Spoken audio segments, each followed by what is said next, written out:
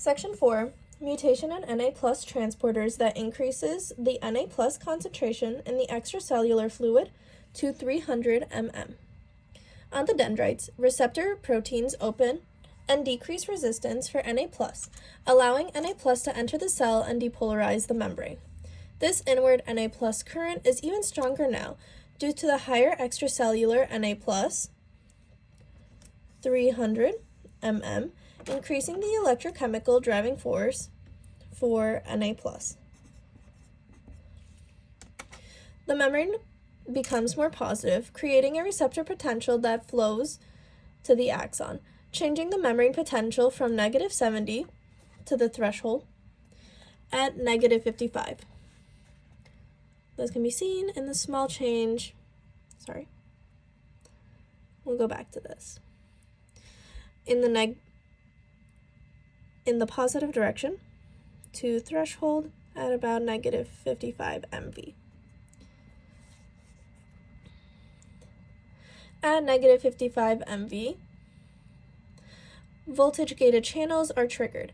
Positive membrane potential repels the activation gates of both VNA+ and VK+ channels. Threshold is reached. VNA+ channels open first due to their faster response.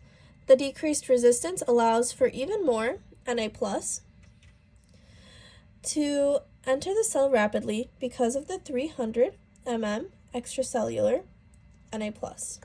Na+ flux into the cell is greater, so it goes even faster and greater, leading to a faster and larger depolarization.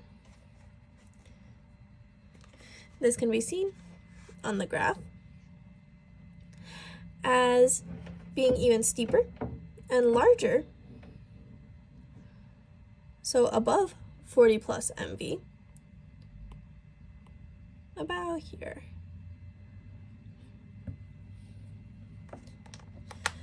In about 0.5 milliseconds, an activation gate blocks the VNA+ pore. Na+ flux into the cell stops, but the enhanced depolarization has already occurred. VK+ channels now open, allowing for K+ to leave the cell. This repolarizes the membrane as K+ exits through many open channels, countering the strong depolarization.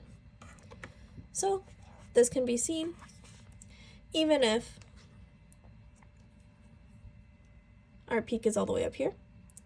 It'll come all the way back down through this repolarization, down to -70 MV, or back towards -70 MV.